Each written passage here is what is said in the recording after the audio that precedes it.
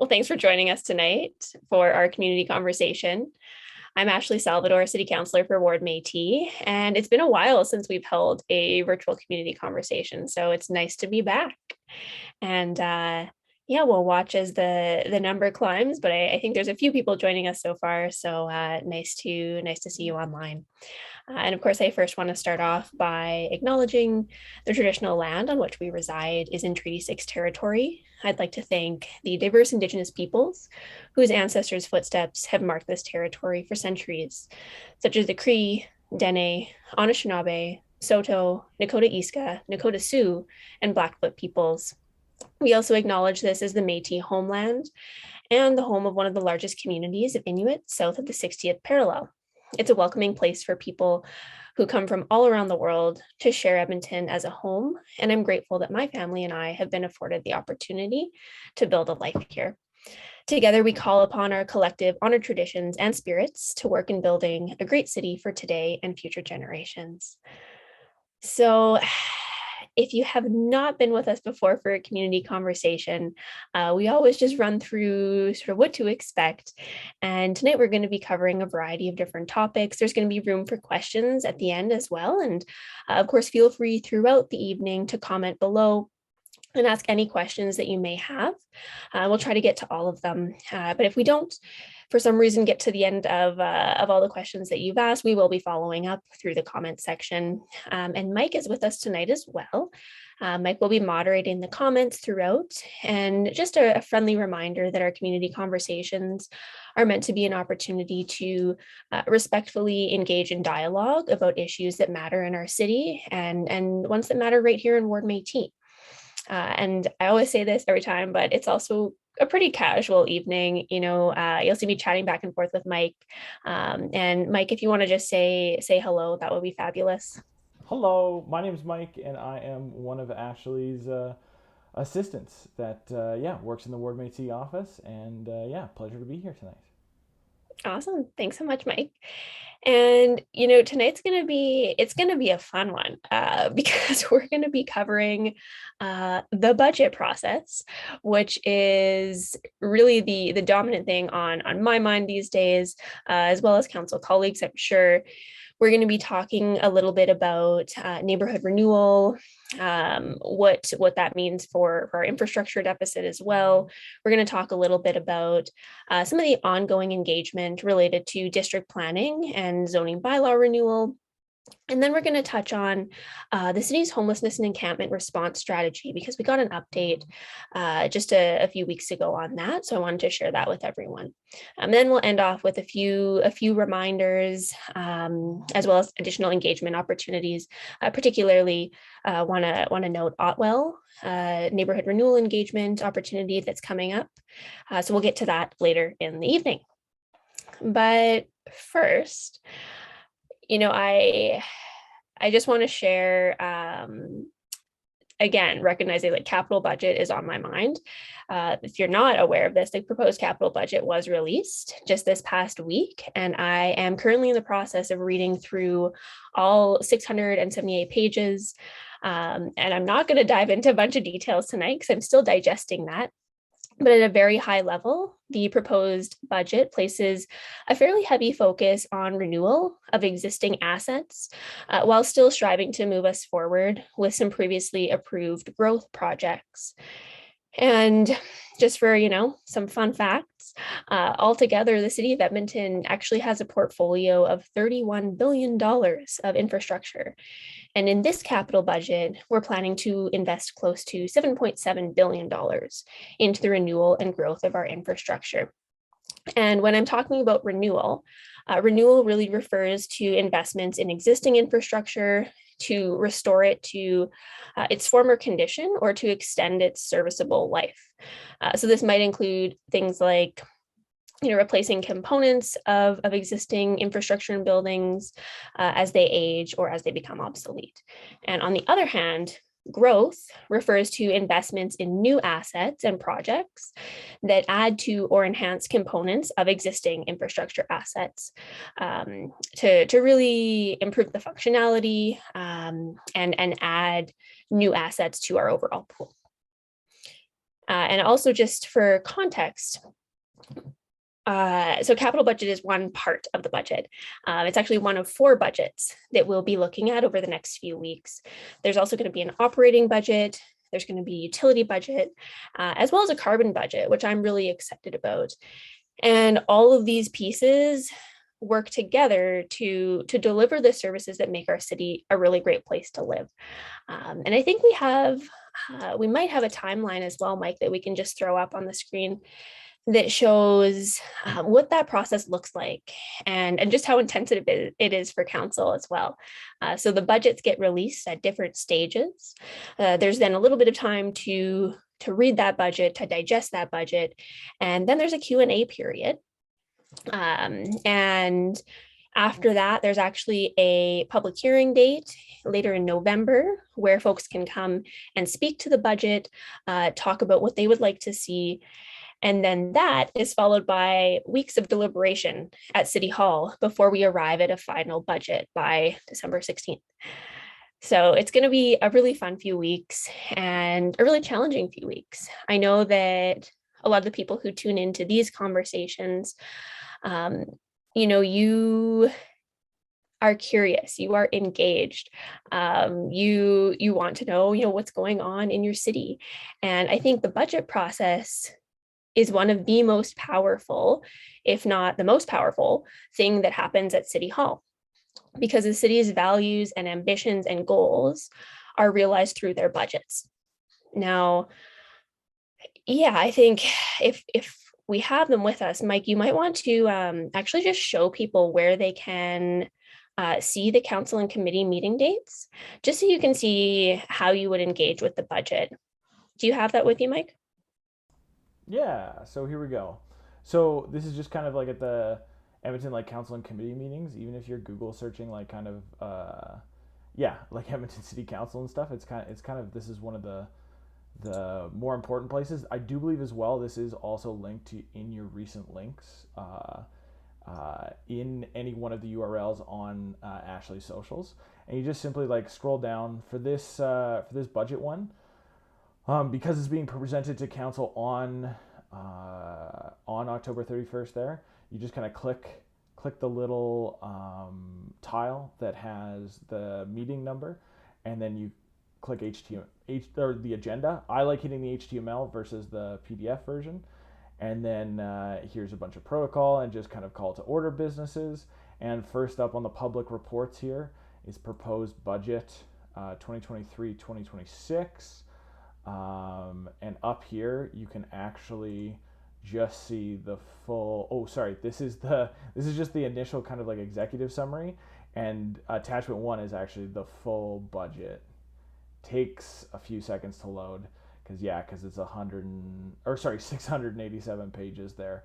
As well, if you just even search City of Edmonton budget, and this first link right here, budget and finances here, they have this fantastic timeline set up. So right now, of course, we have the proposed capital budget, which again will just take you, this item 7.1 will take you directly back here, and then the proposed capital budget will again bring you to this 687 page document. And of course, our operating budget, and I do believe carbon budget will be here, as well as utility budgets. And then, of course, the public hearings and budget deliberations. I do believe you'll be able to, there will be a link to sign up to speak as well. But that won't come out until all of the budgets are released. Awesome. Well, thank you for that overview, Mike. See, you too can read every single page of the budget if you're into it. So I appreciate the overview, and I appreciate you going through how people can interact with the budget and what some of those timelines look like as well for the release of not just capital, but the operating budget, as well as utility and carbon, and ultimately the public hearing where folks can sign up to speak. So yeah, I just want to dive into a few more things that are budget related as well. And like I mentioned, a major focus of this budget is going to be on renewing existing asset So I wanted to take a moment to let everyone in on just how important that is. And I gave you a figure, the $31 billion worth of infrastructure. And that's important because we have built just an enormous wealth of infrastructure that we have to talk about as a city. And just to note that that does not include drainage, water, wastewater, and energy assets under EPCOR, which in and of itself is tens of billions of dollars. So since the early 2000s, the city has been keeping an accounting of our assets in the state that they're in and how to most efficiently and effectively maintain our asset base. Now, while we've been keeping a good accounting of those assets, we haven't really been fully maintaining them. So we have a good graph for this as well that you can put up on the screen, Mike. It talks about the state of our infrastructure, and it breaks down our infrastructure into various asset classes. And once we get that up there, you'll be able to see that one of the biggest ones, the yellow line right in the center there, is roads at $9.4 billion. Buildings are another big one, $7.5 billion.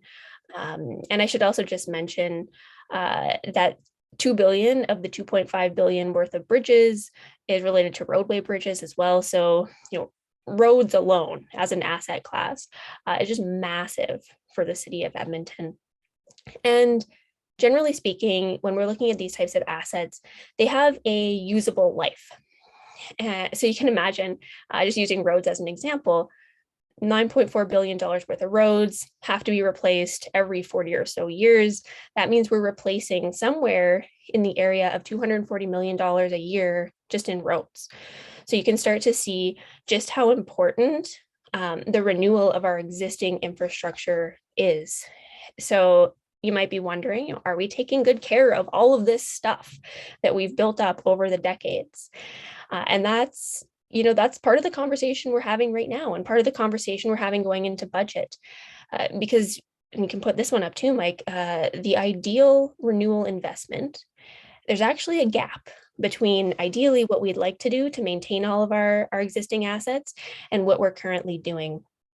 And the long story short is that we're investing nearly all of our money into maintaining our assets with just a small amount of growth, but we're actually short around $470 million a year from what our modeling tells us is the most effective way to keep everything running smoothly. So you can see what that gap looks like between, sort of the gap between the blue line and the green line at the bottom.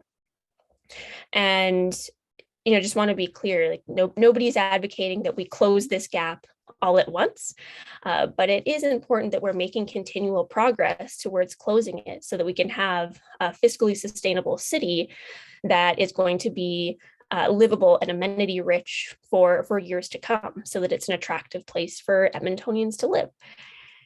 And the green area that you'll see at the bottom there is actually a proposal for a 1% a year dedicated tax levy that would go towards renewing our assets. And I think if people knew the consequences of not filling this gap, there might even be support for slightly more than 1% a year. Because again, these are the types of assets that we really rely on a daily basis, and that make our neighborhoods attractive places to live.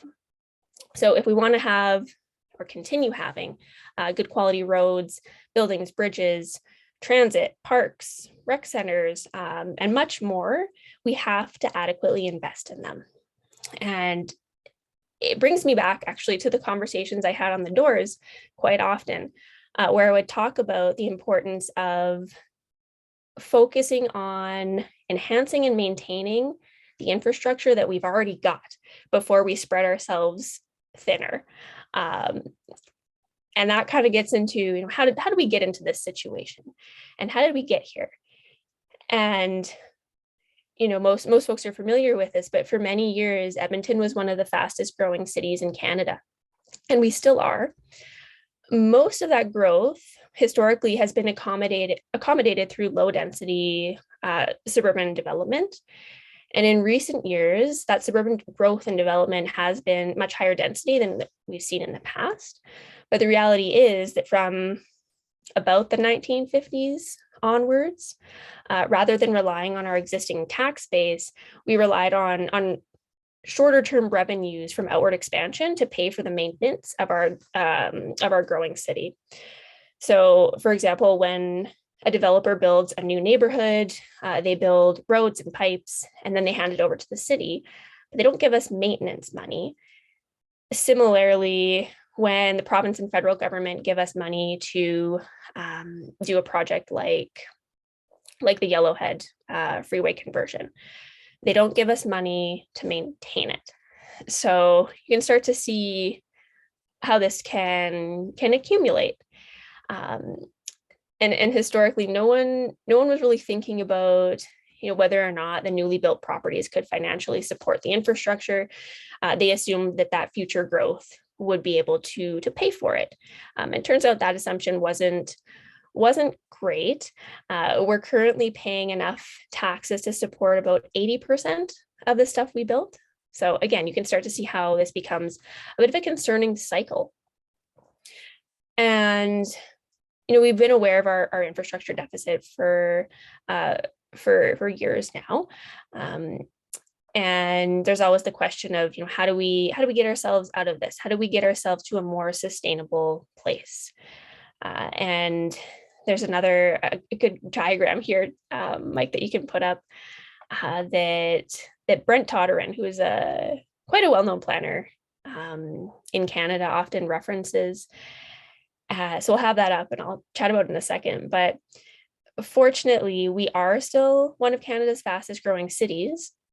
And that does give us a window of opportunity to address this gap. But really the options are, if we're sort of simplifying the conversation, charging more in taxes or being able to densify so that we're more efficient with our patterns of growth and we have a more sustainable tax base and more efficient infrastructure base to sustain what we already have. And I always love this graphic. So I'm sure many of you have already seen this, but it's sort of the three things that we often hear, and that I often hear. Folks want stable services. They also want relatively low taxes, and oftentimes they want low density as well. But those things cannot coexist in a sustainable manner. You can't have all three.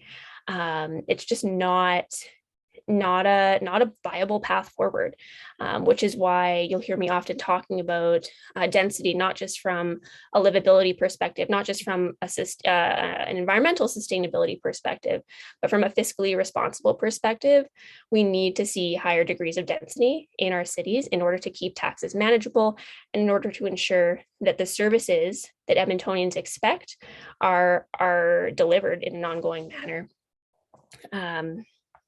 Yeah, and one thing that always comes up when we get to budget time, you'll hear folks talking about finding efficiencies and looking for efficiencies and cuts. And I will be very honest, the last two councils have been very focused on finding efficiencies and keeping taxes relatively low.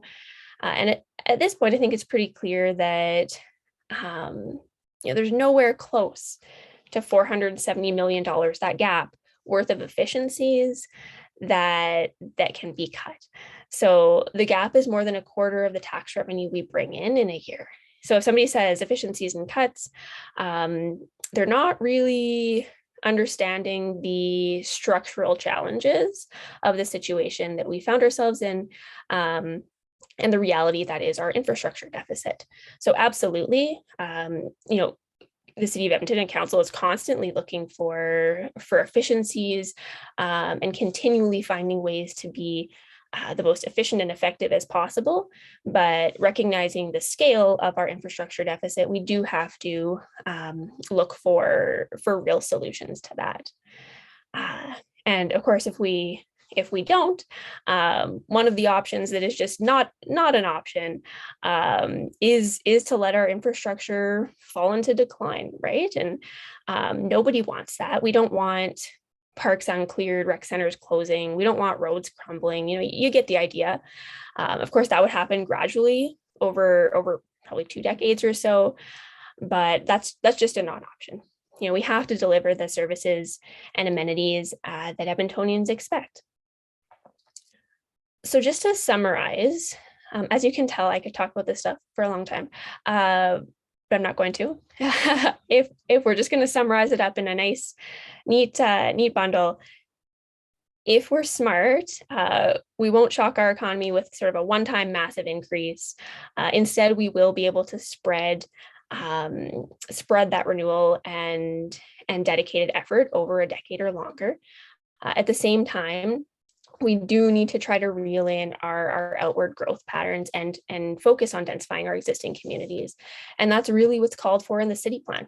I talk about the city plan all the time, but the city plan calls for 50% of all new growth to be through infill in existing areas. And if we are able to achieve that, we will see just great efficiencies in the way that the city is able to take care of its existing assets. Yeah, and I did just want to loop back to one thing.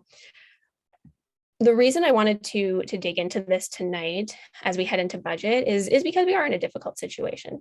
From a macro level perspective, going back to 2014 with the oil price collapse, the last two councils did really strive to keep tax increases lower than almost all other jurisdictions in the country, which made sense at the time, but as a result of COVID, they also approved a 0% tax increase.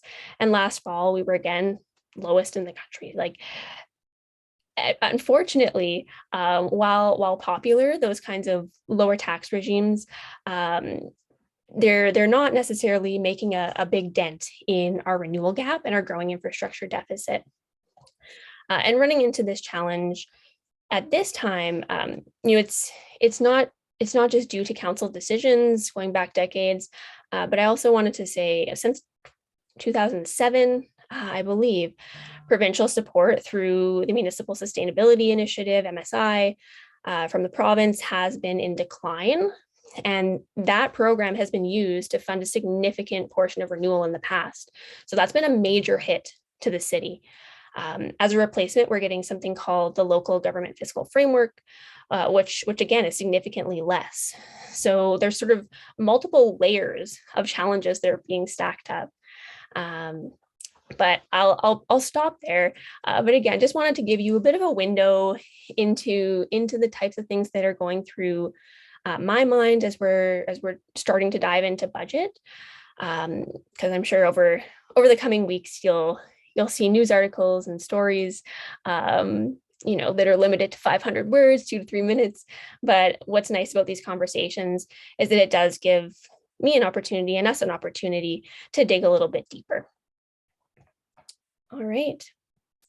So maybe I'll just pause there for 1 second before I move into some district planning and zoning bylaw renewal engagement stuff. Mike, are there any questions that you want to throw my way right now, or should we keep going? So you're looking at the comment section. I don't have it in front of me. Yeah. So Mike was asking, moving forward, are you in favor of or not in favor of moving away from a P3 format, a fixed price when it comes to city projects, and finding contractors who will work to complete projects on time or face stiff financial penalties for not delivering on time? Yeah, it's a great question. And of course, we're facing one of those challenges right now, on the south side of Ward Métis, as we've been waiting for the Valley Line Southeast to be completed. And just on that note, I am deeply, deeply frustrated by the ongoing delays. Transit has not delivered. What is good though is that from the city's perspective, from Edmontonians' perspective, the way the contracts have been structured, we are financially protected. So Transit is actually feeling the financial consequences of that delay every day. But yeah, that's just sort of an example. But generally speaking, I think we need to really take a hard look at the I'll say trade-offs of P3s. I think, Value Line has been an instructive example of how things can go awry and result in those ongoing delays. So I'll contrast that with Value Line West, which is still a P3 model, but I'll say not a scaled back P3 model. Whereas with Value Line Southeast, essentially the almost the entirety of the project is within that P3.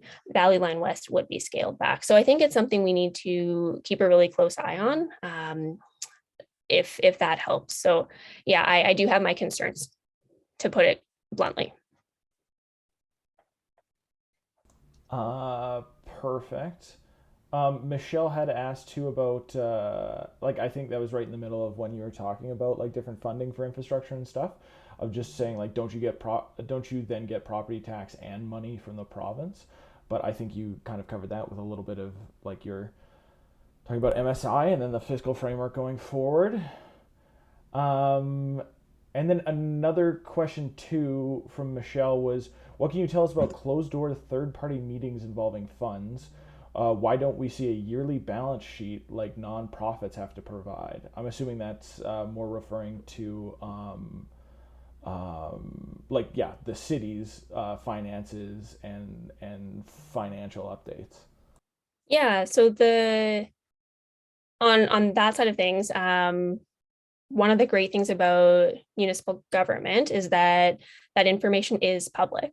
So the city council does get updates several times a year, both capital and operating outlooks, and that information is all available. And yeah, it provides a pretty detailed, basically line by line, of the city's finances.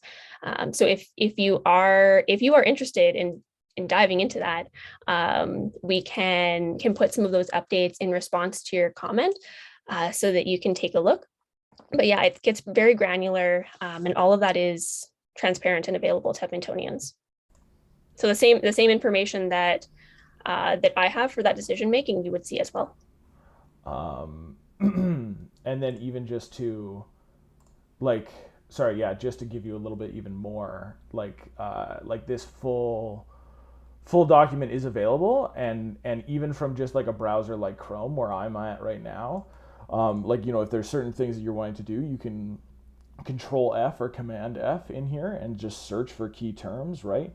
So say you're looking for like LRT, it'll take you to the first couple times that it says LRT. It actually says LRT 265 times, but there are ways to kind of like go through these documents, especially if you're looking for certain things. And if you're ever having issues finding these documents, definitely, as Ashley said, feel free to reach out. Awesome. Yeah, and I apologize. It feels like there was two parts to that question. I think I answered the second part. What was the first part, Mike? Was it around just like transparency, privacy of information? Well, and transparency. So what can you tell us about closed door third party meetings involving funds? Okay, so I would say third party. I'm not sure what you're referencing for third party, but city council does have in private meetings, when there are certain topics that are being discussed that might be harmful to, for example, like intergovernmental relations. That's one that is often cited. So yes, those meetings happen on an occasional basis, but for the type of information that you were asking for related to budget, related to finances, that is all public. Perfect. Excellent. Emily has a comment here about I think neighborhood renewal in Beacon Heights. I'll make sure that to include our email address and stuff underneath that. Definitely, Emily, if you have your 311 reports and stuff, we can definitely follow up on those 311 issues and stuff. Neighborhood renewal is a little bit weird in terms of like which neighborhoods they pick to go first. Do you know, or what order they're necessarily due? Do you have any insight in that right now, Ashley? Yeah, so I'm actually just reflecting. I think I spoke to someone else from Beacon Heights not too long ago, just about some of the concerns related to even the state of the sidewalks. I think there have been some flags around even the accessibility and safety of some of the sidewalks. So there were questions around, when is Beacon Heights going to be up for renewal? My understanding, and we can double check this, is that Beacon Heights is not up for renewal in the near term. Um, Neighborhoods there's an entire prioritization process that goes on around the sequencing of neighborhood renewal. But so we can check into that. But also in the interim, if there are specific concerns related to the safety of infrastructure, more immediate fixes can happen as well. So again, if there are dangerous cracks on sidewalks, that's something that we can action through our office as well. So yeah, let us know if it's something specific or if you are just more generally wondering where it is on the docket. Okay, perfect. And now I am going to I'm just gonna kind of like let's move on to the next item here, and then That's good. I'll concise a few of these comments. Okay, sounds good. Okay, well, thank you for listening to me go on about budget. Gonna switch gears now and talk about something. It's still related to budget, but it's district planning and zoning bylaw renewal engagement. Because there have been some really exciting engagement opportunities that have been going on in the last few weeks here. Hopefully some of you were able to take part in them. And I think we have a district planning map we can throw up there too, Mike. And if you are a regular at our community conversations, you'll know that I am extremely passionate about urban planning. And just a heads up, if you have not already, the district planning engagement ends tonight. So, head on over there right now if you want to take part. Zoning bylaw renewal and bus rapid transit conversations are still ongoing and still underway, so there's still time to participate there. But we'll make sure that all the links for those 3 engagement opportunities are in the comments section. So for district planning, like I said, engagement does end tonight.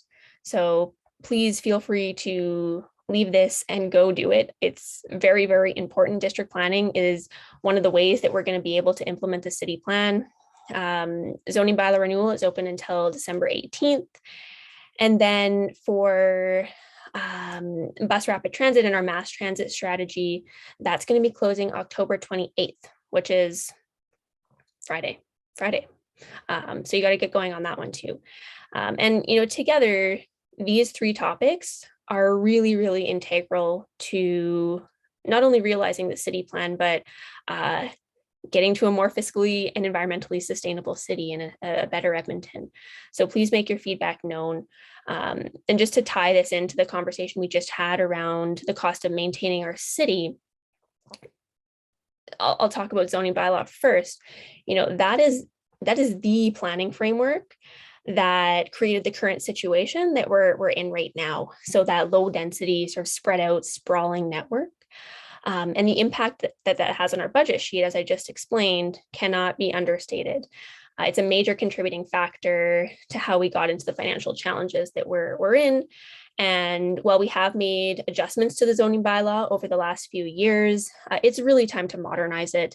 It's just quite simply outdated. It's hard to read.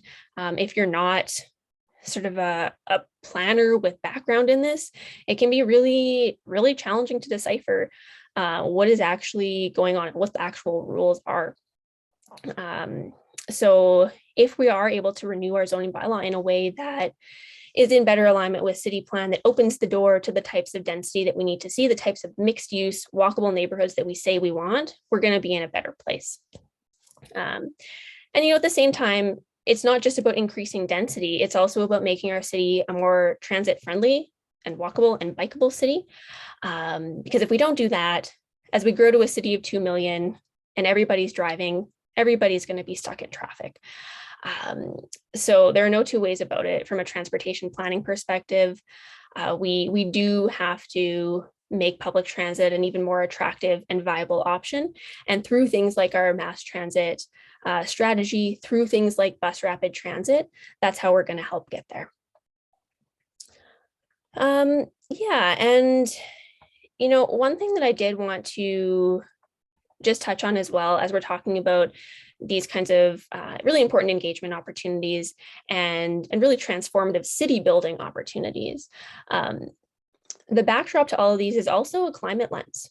From our energy transition strategy, we know that we can't spread out forever. We know that we can't have all Edmontonians in high emissions vehicles as they travel around our city. So for me, given that climate action is such a high priority, and that I heard that as a top priority on the doors from folks in Ward Métis, I've also been reflecting on how climate is reflected in the capital budget that we just got our eyes on. And right now, and a little bit of background, for the budget, there are several categories of profiles. So some things are recommended funded, some things are funded, and then a bunch of stuff is also unfunded. Okay, so virtually all of the dollars that we have available have been allocated by administration to a list of funded capital profiles. So anything that is unfunded needs to find, if it's going to find its way in, there needs to be some swapping and some hard decisions that go on to ensure that certain priorities make it in there. And when it relates to major climate items, there are a lot of them that have been left on the unfunded side of things.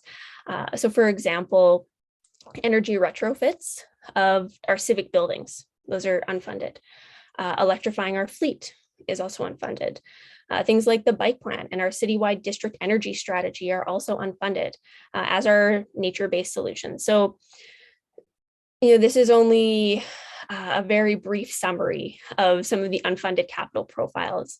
And we haven't seen the operating budget yet, so we don't know what's going to come on the unfunded side there either. But given how important our climate goals are, from my perspective, we need to really look at how we can ensure that those climate priorities are reflected in our capital investments and in our budget. And I'm going to pause one more time before I move on to another incredibly important topic around housing, homelessness, and encampments, as well as our winter response strategy, Mike. So are there any other questions that I can jump on right now before we move on to the next topic? Yeah, a lot of I think what you're about to get into will answer a few of the questions that are already in the chat. Okay. We've run one from Clement about excitement over new project announcements by council throughout the year rarely touch on what impact, if any, they have on taxes. So I know one of the things that I know we've gotten a lot of correspondence on was the bike lane the bike lane implementation and everything. But realistically, that bike lane implementation is not yet funded. It's just coming forward again, as you said, as an unfunded service package for the capital budget. Exactly. Like throughout the year, it's interesting because sometimes the media will pick up on it and present it as if it's like a done deal. But throughout the year, numerous unfunded capital profiles were moved by council, by committee, to be included for deliberation and contemplation in the budget. So things like the bike implementation plan, that was a good example, Mike. There was a motion that I made around how do we contemplate this large, capital profile at budget. So those are the discussions that we're going to be entering into right now, and there are many unfunded capital profiles that council is going to have to be deliberating.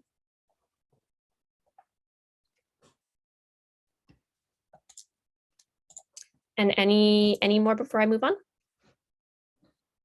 Not right now. Well, after. Okay, yeah. Wonderful.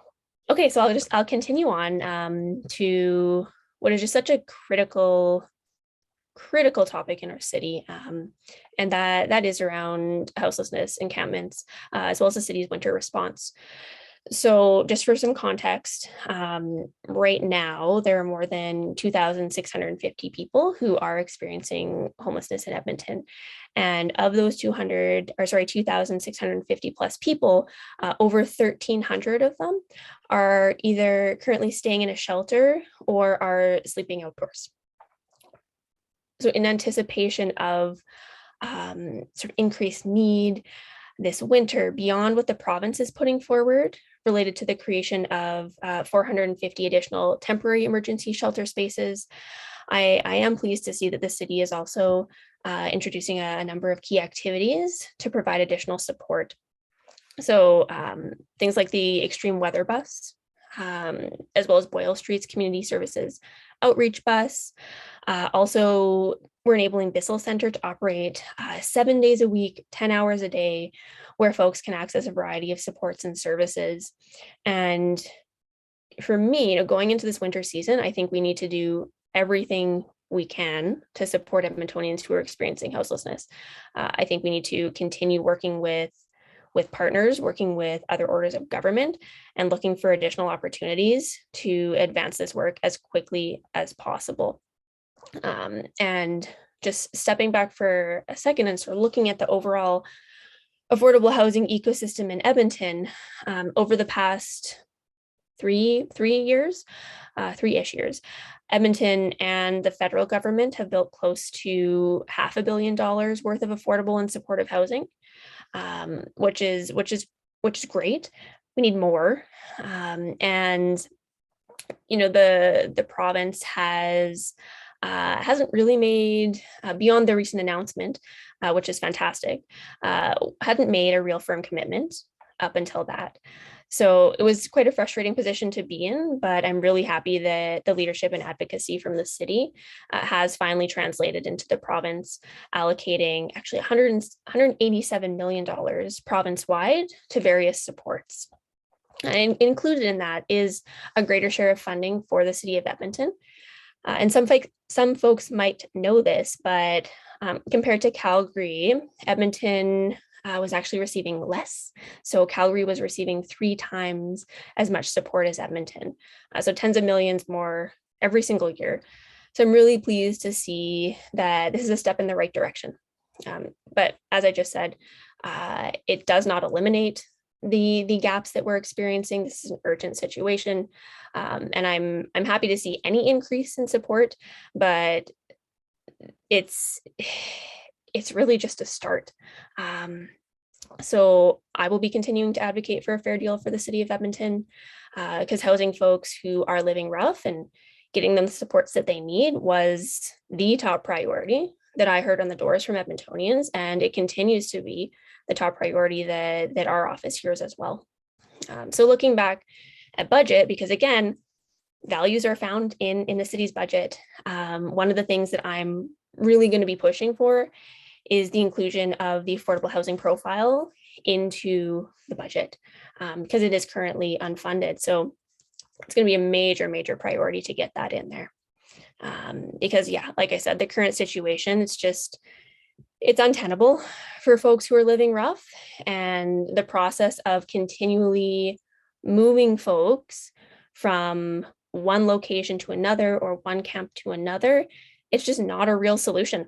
Investing in proper housing with wraparound supports is, and I think it's really important that that's reflected in our budget. So that is, what I wanted to share related to our housing and encampments update.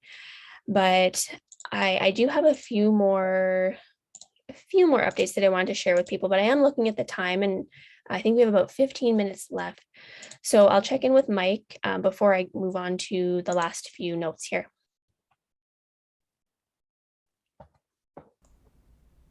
Yeah, we haven't really gotten any more in the last, I would say 10 minutes or so. Yeah. I hope that kind of answers a little bit of your concerns too. And I apologize, Georg. I do believe he was are you aware? His question kind of was like, are you aware that Edmonton is one of the worst places in Canada when it comes to car theft? I recently had to find that out firsthand, so I'm assuming that you're implying that your vehicle was stolen or broken into, and I definitely, yeah, like fully. I'm so sorry to hear that. Um, yeah, and then his other comment was just about encampments and stuff, especially in public parks, which I feel like you covered in. Um, yeah. Yeah, I don't know. Yeah, is there anything just about crime or policing or anything as well? Yeah, I think, broadly speaking, when I think about the types of emails that we get, types of concerns we hear, community safety is definitely up there. And I think I always talk about it from multiple angles. Um, Ultimately, we need to look towards systemic solutions.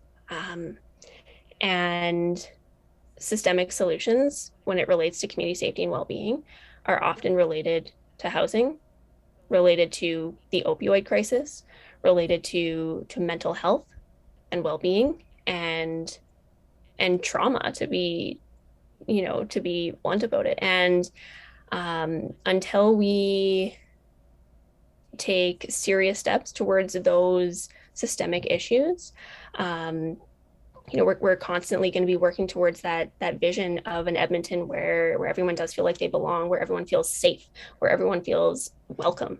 And when it comes to the types of experiences that we just heard from one of the commenters around theft, absolutely, police play an important role, a really important role.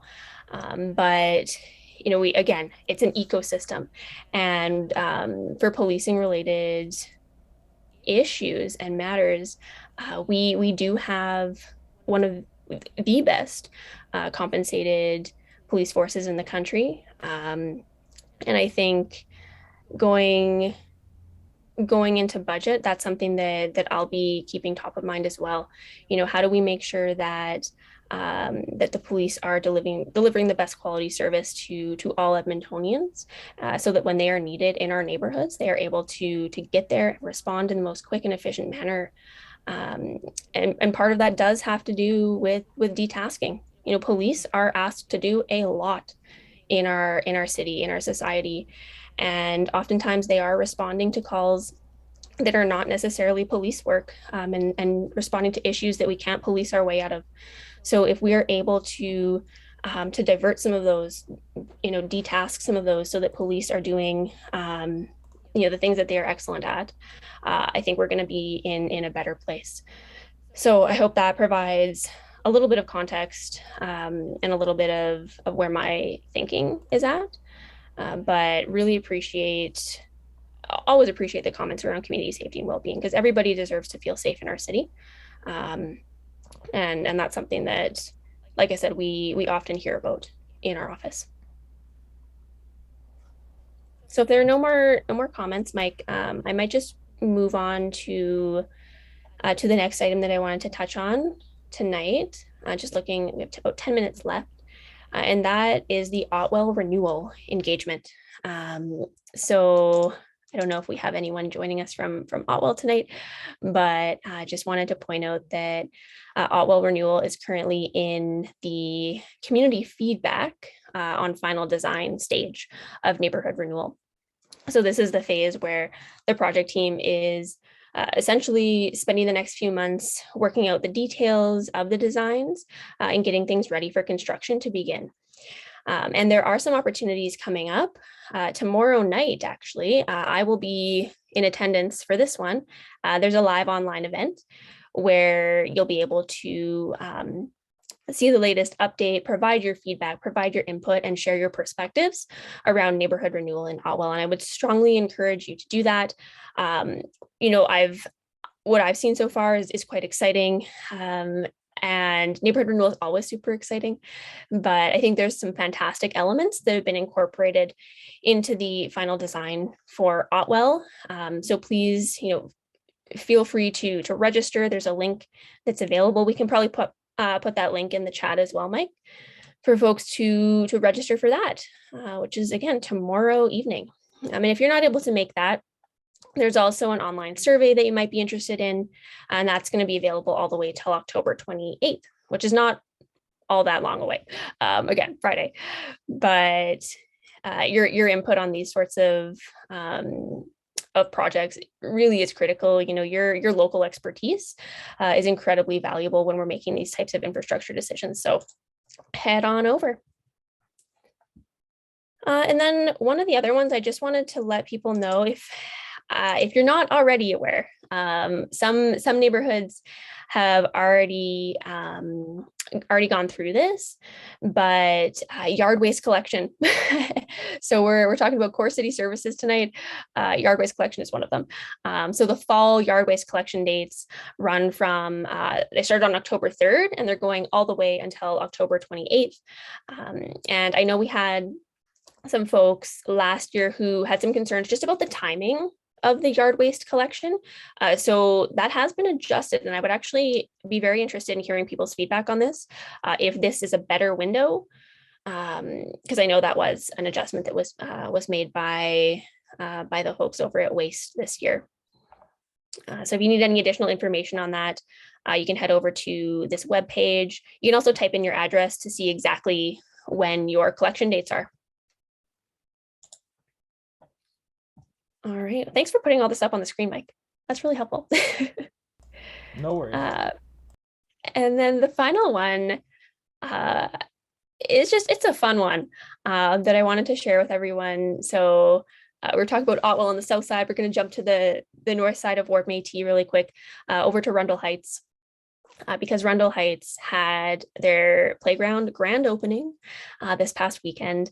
And I just wanted to let everyone know about it, because I know there was such a fantastic group of community volunteers who put so much time and so much energy and effort into getting this playground across the finish line.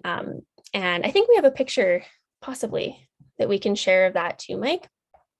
Yeah, and it was just so nice to see kids out, parents out, families out playing at the new park. And if you haven't already checked it out, I would highly recommend it. It's quite fun. I was even testing out some of the equipment. It's super fun. So, weather's still relatively nice. I'm not going to jinx it, but I would suggest going to see it. All right. Now look at that. We finished with 5 minutes to spare. I'm usually, pretty timely, but any other comments, any other questions, any other things that we want to talk about tonight? And I can, now that I'm done this, I can pull up my comment screen as well to help you out, Mike. But are there any that jump out? Just like overall, like, and I accidentally switched this while you were talking there. But there's this great tool, just as like some of the comments and stuff we're just talking about, just budget transparency in general and stuff.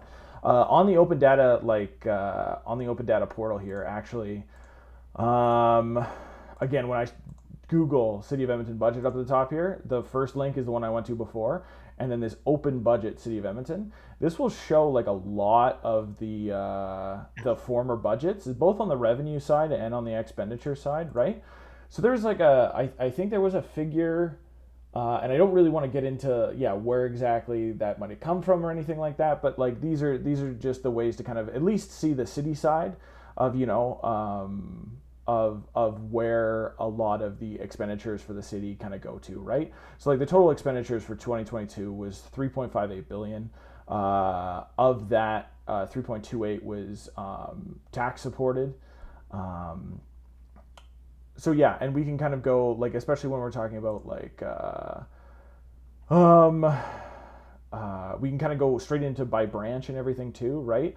So like, of that 3.28 billion that is tax supported, we can go into community services, which is a fairly fairly large branch, and community recreation and culture is like 138.65 million. So this would be like the operational aspect of a lot of the rec centers, but then of course this would also pay for a lot of like oh no, this wouldn't actually pay for parks because parks is under roads and parks, but social development, like help for affordable housing, community resources and stuff would be under here. So right here on the open budget, City of Edmonton, 117.17 million on kind of social development, which of course was broken down into several other brand or departments here as well. So yeah, if you ever need this tool or anything, feel free to Google it. If you can't get to it or not sure how to use it, feel free to always ask our office any sort of questions, and we'd love to point you in the right direction for some of these tools. Yeah. Well, thanks for showing that, Mike. It is a fantastic tool. It really allows you to dig into things. And for some of the commenters who were looking to, get more detail, get granular with that line by line, it is a nice way to sort of understand where those dollars are going and to see how they're distributed across the city as an organization. Okay. Well, this has been good. Now I can see some of the comments now. Thank you for the feedback, Michelle. I really appreciate that around the yard waste collection. So not often enough. And the October date was too early. Yeah, I have heard that from a few folks. So I appreciate that. And we can pass on that feedback because, I remember even last summer, like we had a really nice fall and it was warm for quite a while and like leaves were on trees for a long time. So we did hear some concerns around the timing of that. So thank you for your feedback there. And it looks like we got to most of the other ones. I'm scrolling really quickly, and if we are missing some, I will loop back. I know Mike had a question about whether the stadium, like Commonwealth Stadium, will be used as a homeless shelter this weekend. Or sorry, not this weekend, this winter.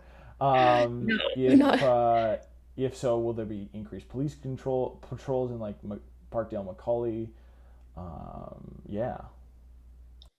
So no, I've not received any information around that at all.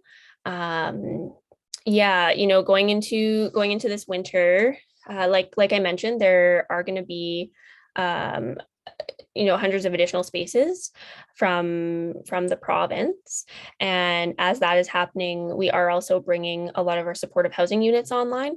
So together that really should help with the increased demand that we typically see in our winters. So I hope that helps. So no.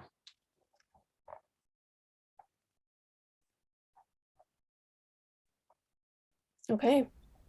Well, I think if that is it, we will wrap up. But again, I really appreciate everybody who stopped in tonight to spend a little bit of time with us. We are going to be doing community conversations on a more regular basis now. And we should probably let folks know about the park hours. Hey, Mike, I just remembered that. Oh yeah. Let me prep this. Woot. I open up Google. I opened up Google Maps for a reason here. We'll be posting and stuff about it tomorrow, but we are going to do park hours kind of right in. I do believe, we can just like sit right in here. This is great. Yep. Right here tomorrow. Or sorry, not tomorrow, on Saturday from 1 till 4, I believe. Yeah, so we're going to be, if you're looking to connect in person, we are going to be holding some park hours, 1 to 4, and some of you are probably familiar with this fantastic little outdoor space. We're going to have a fire going. There'll be some marshmallows if you want to, roast some s'mores with us. But would encourage you to stop by, tell your friends, tell your neighbors if they're looking to connect with with me, there are some in-person opportunities coming up. So we'll be posting about that, like Mike said, tomorrow on all of our social media platforms. But hope to see you there. And thanks so much again for tuning in tonight. Really appreciate it. Take care, everyone. Bye bye.